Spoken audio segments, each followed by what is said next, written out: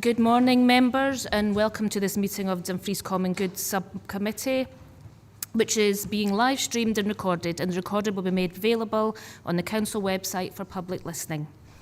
Remote participants, please follow the good practice guidance, which includes muting microphones and switching off your video when you're not addressing the meeting.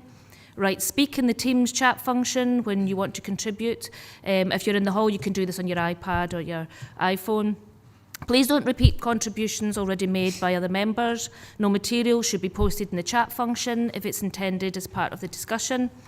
The usual standing orders apply, including that any votes will be undertaken by roll call.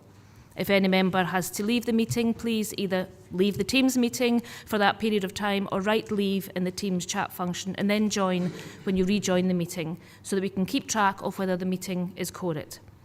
All members should speak clearly and directly into the microphone when making contributions, and when referring to reports, please provide reference to the relevant page and paragraph to allow everyone to follow. Please focus contributions on areas where clarification is required or to process an alternative to a recommendation. Item number 1, Darren, could you provide the sediment indicating who's participating remotely, and any apologies, please? Good morning, members. Thank you, Chair. We have 14 members present. That's 11 in Council Hall and 3 on Teams, and no apologies. Thanks, and I confirm my agreement to the participation of members named as participating remotely. Declarations of interest. Do any members have any declaration of interest? I don't see anything in the room and nothing on Teams. So we'll move to item 3, agenda item 3, Lorburn Hall Dumfries report by Head of Economy and Development. Now we've got Paul McCulloch and have we got Tom? Tom's on Teams. We've got Paul McCulloch in the room and Tom Higgins and Julie Shannon on Teams to answer any member questions or address any member comments. Now this paper was brought forward due to questions raised in the Communities Committee. So do members have any comments on this paper? Councillor Bell. Thanks, Chair. It's a fairly comprehensive report in front of us for members here today. Obviously, the DG1 superseded the Lorburn Hall, which is a long time ago, and there's been a lot of good work done in the Lorburn Hall. What concerns me, we're needing real community engagement here. We need to reach out in consultation with various groups and various organisations. So I hope this is going to be done extensively.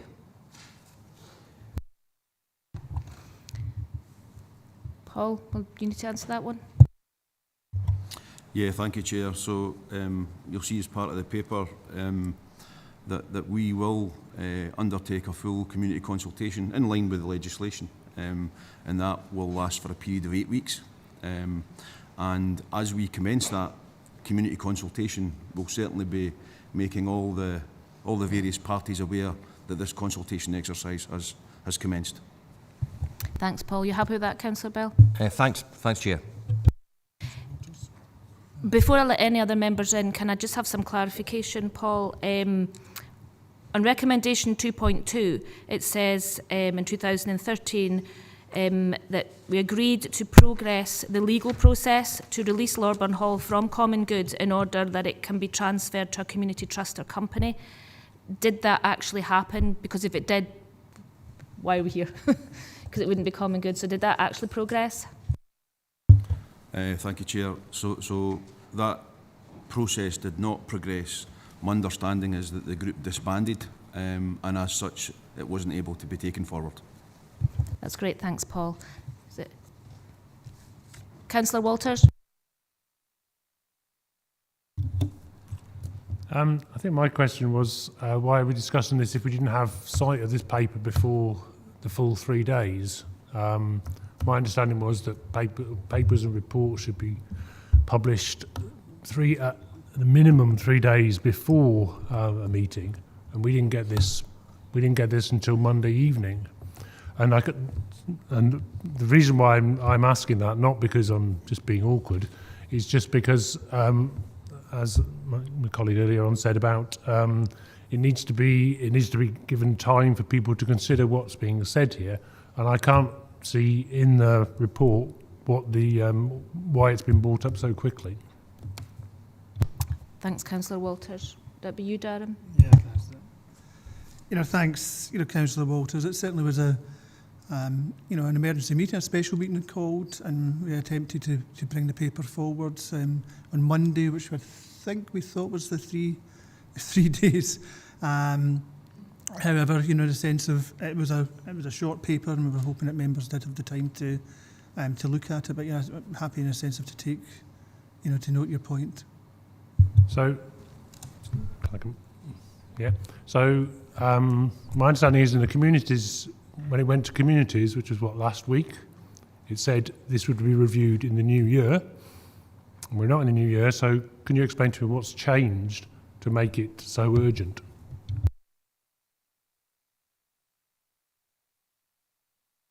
Paul, would you like to come in here? Yeah, thanks, Chair. So in terms of the process that has to be followed here for this proposal for the Lorburn Hall's future use, there are various stages that the Council needs to go through, including, importantly, a consultation period. So we felt it was prudent to bring it forward in order that we can commence that process, because what we need to do is consult for that 8-week period. We then need to bring the results of that consultation back to this committee. We then need to seek committee approval to advertise for lease, and we then need to receive those offers. We then need to score those offers and come back to this committee again to recommend the acceptance of whatever offer is determined best consideration for the Council. There is a further step in that process in that if any of these offers we receive are at best less than best consideration, we'll need to take that to the Finance, Procurement and Transformation Committee. And what we're trying to do here is line up a programme whereby we would be going to the Finance, Procurement and Transformation Committee at the end of March. So what we're trying to do is line up a programme of essential requirements for what is a very important matter to bring it to that committee. Are you content with that answer, Councillor Walters? Well, no, really, because as you've acknowledged, it's an important matter. It's a matter of sort of great public interest at the moment. So I would have thought that we should be considering it in a manner that sort of fits the standing orders that we've got to give people the time. And I understand that if we get to the point where we have to make some sort of decision about leases, or we have to make some sort of decision about, we would have to do that quickly. What I don't understand is why we're doing it now when we said we'd do it in the new year. There were questions raised in the Communities Committee about lack of information and clarity within the paper, and this is just providing that information and clarity. There are no decisions about who would lease, there are no decisions about applications in this committee.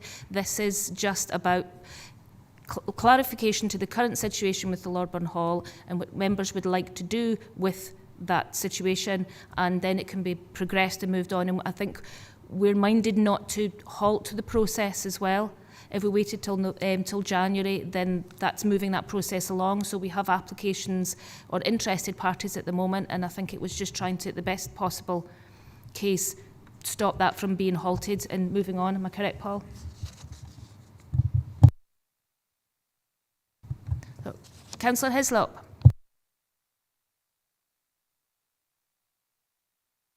Thank you, Chair. It's a follow-up to your point on the actual legal process, etc.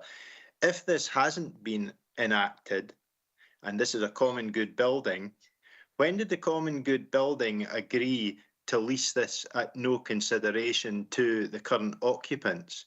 Now, we have a duty as common good councillors to actually maximise the income for this committee. And who took the decision to actually lease it for no consideration? I would be keen to know that.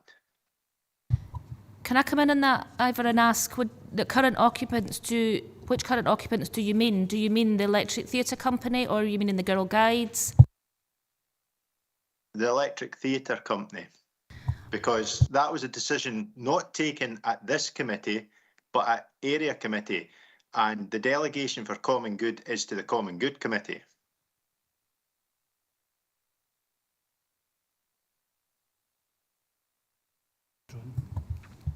Paul, would you like to come in and answer that?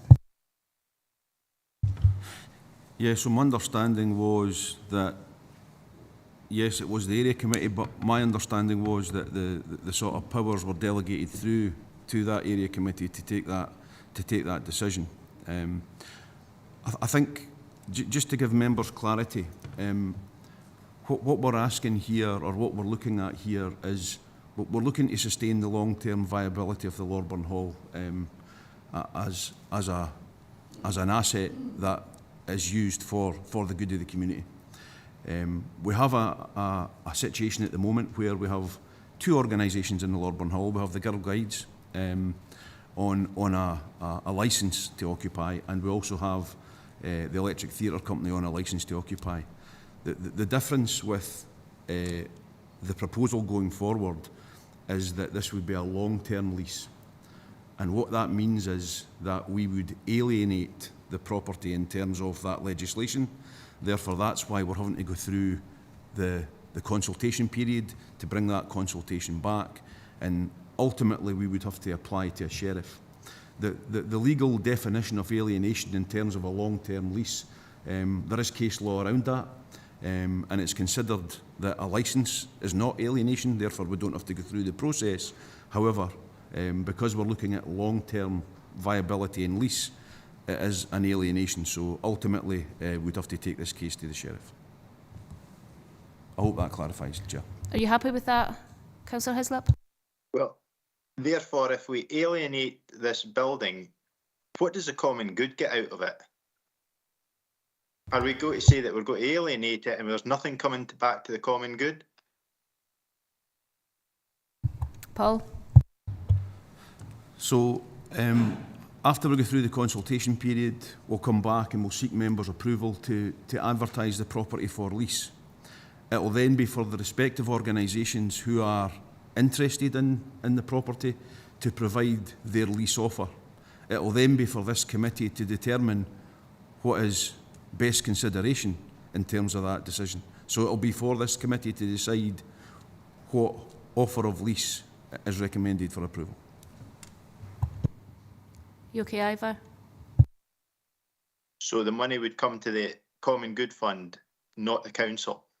Just for clarification, if it's alienated, it's not part of the common good, my understanding is. So the income received would come into the common good, yes, as is the case with all common good properties. I think the issue of alienation is something, it's a legal term, it's a legal definition. It would still be within the common good. It would just be that it would be leased for a long time. That actually makes me feel a little bit better, because that's one of my questions was, if it becomes alienated, does that mean it's no longer common good? So if it came back to us, would it back into common good? Chair, yes, is my understanding. We do have Julie Shannon, who is our legal representative. Perhaps Julie can explain more clearly than I can to members just exactly what would happen there. Good morning, Julie. Would you like to give us an update on that? Morning, Chair. Yes, alienation. So alienation can be either a disposal, a sale. So if it was to be sold, then the proceeds of that sale would come to the common good.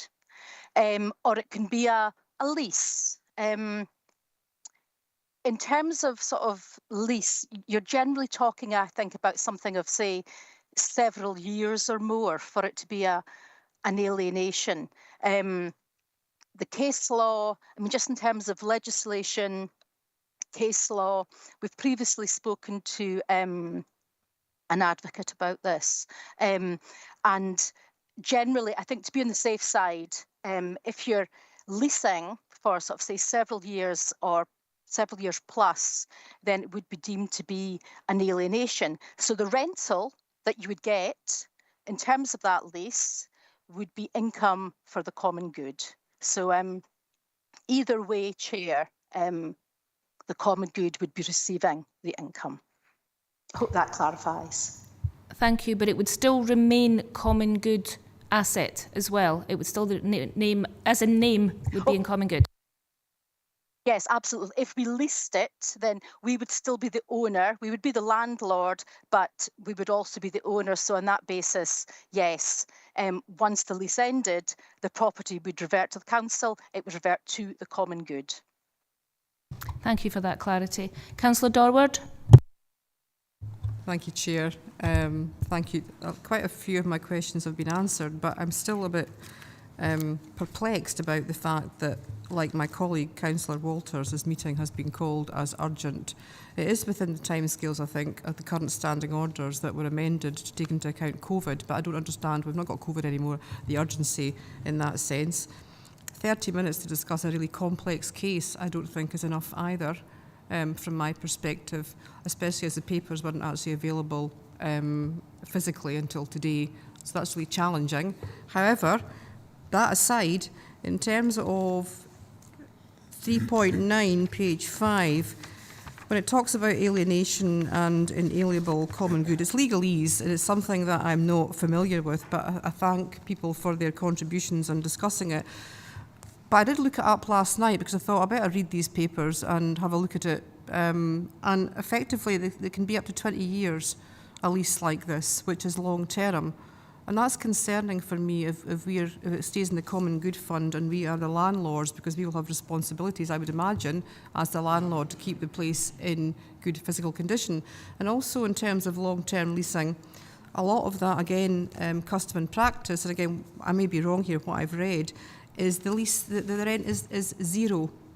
So the lease is a long-term lease. The council has the responsibilities as a landlord to keep the building, keep the upkeep and keep it going, but the actual rent is zero in some cases because that's the deal that's done. So from my perspective, and I think from my group's perspective, this is a very complex matter that requires some more information prior to making a decision. And I think, you know, I would request that we get some more information to enable us to discuss this for a bit longer prior to make a decision. Thank you.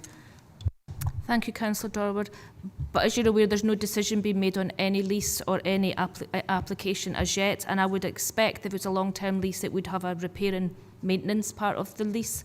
Am I correct, Paul? Would you like to come in? Thanks, Chair, and thanks, Councillor, for your question. So, firstly, in terms of that good physical condition, I think entering into a long-term lease like this, the Council would seek a fully repairing and insuring lease obligation, which would place the repairing and insuring obligation on the tenant. So I think to be very clear on that, you know, a long-term lease of this nature, FRI basis, fully repairing and insuring. With regards to the rent being zero, I think, you know, in terms of us advertising the opportunity to the various groups, it would be for the various groups to put their best foot forward, as you would in any commercial situation, to allow the council then to score the leases that come back. So, you know, I can't sit here and say that the rent would be zero, because it's for each individual group, and there may be more groups become, you know, come forward as we go through the consultation exercise. So it's really for this committee to ultimately decide, once we get these offers back, what the best offer for the council and indeed the common good is. You happy with that, Councillor Dorward? I get we're not making a decision, thanks, Chair, for clarifying that, but we're agreeing to take things forward subject to further decision making, and that's why I've got concerns about the urgency of the process and the lack of consultation with the Common Good Fund Committee. Thank you. Thanks for your comments. Councillor Malcolm Johnston. Thank you, Chair. I very much share the sentiments of Councillor Walters and Dorward with regards to the rapidity of bringing this in front of us. But the real concern for me is, as always, is when we go into consultation, I get a bit edgy about the robustness of some of the consultation procedures that we take. And in this particular instance, here's an example. I'm assuming if we agree to go to consultation, which in effect is what we're agreeing to do here today, is to go to consultation, that 8-week period starts today. Would that be correct? Would that be correct, Paul? Yeah, thanks, Chair. Thanks, Councillor, for your question. So the intention would be to start that consultation period certainly as early as we can, and it may be as early as the beginning of next week. So in undertaking that consultation, there are certain things we need to do. So we need to advertise the fact that we've entered into a consultation period, and notwithstanding that, we need to notify all of the various groups that are interested, including the Community Council, etc., that we've entered into that consultation period. So we're working at the moment with our colleagues in comms with regards to just exactly how we get this message across, and also placing the advertisement. Thanks, Paul. Do you need to come back in? Yeah, it's just, obviously we're approaching a festive period, and that's going to have an impact on the the 8 weeks. Some of the community councils are not going to be meeting again until February potentially. We really need to make sure that we very robustly advertise and promote to get as much feedback as we can. And then I'm assuming, depending on the results of the consultation, the whole thing might be flung back up in the air anyway. But if there's consultations as robust as that. Do you need to come back in? No. Thanks, Paul. Councillor John Campbell. Thanks, Provost. Good morning, everyone. Yeah, this was raised at the Lorburn Community Council, and I see we've got a representative here in the room today.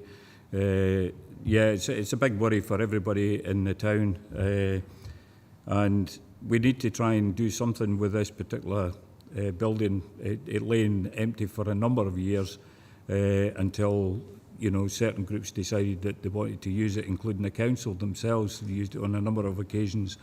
So we need to try and do something, and I'm quite pleased to see this paper here, and it will be taken to a consultation. And as Councillor Johnson reiterated, it needs to be a robust consultation, taking everybody's points of view in before any decision. I'm pleased that Julie came on the line, because there's been a number of issues or questions raised about alienation and the loss of common good, because it has happened on some occasions, but in this occasion, if it's alienation on a long-term lease, I'm quite comfortable now that I've heard the reply from both Paul and Julie. So yeah, I'm pleased to see this, as I said, and I think we should move forward on that basis. Thanks, Provost. Thanks, Councillor Campbell. I'm happy that it will still be in common good. That was one of my main issues, my main worries about that. But there's also the papers mention long-term lease. When properties, common good or otherwise, become surplus to the council, then there's the possibility of sell, lease or rent. What's our situation around that? So in terms of the position with regards to the Lorburn Hall, it's for this committee to determine what they see fit in terms of long-term future and viability. The officer recommendation here is that we seek a long-term lease of the building, that the council retains ownership, common good retains ownership. So that's the position. Thank you, Paul. So it's a long-term lease only that we're seeking at the moment. Councillor Hislop, you'd like back in? Just a quick one. What happens if the timescales aren't met for, is it the end of March? Are we going to see a period where the hall is empty, where it could be actually continued to be used under a slightly extended licence for a couple of months, if that's what it is? Because going to the sheriff, I don't know how quickly we'll actually get through that process. So is there an option that we would like to see it dealt with by March, but if not, going forward, is there any way that we could maintain some use of the facility whilst we're waiting on all the legal processes to go through? Thanks, Ivor. But I think we have the Electric Theatre Company are still in there till March, as it stands. Yes, but I mean, if it goes on till April, May, they have to be out by, because of court proceedings. Is there any way we could maintain some use? Paul, would you like to come in on that? Yeah, thank you, Chair.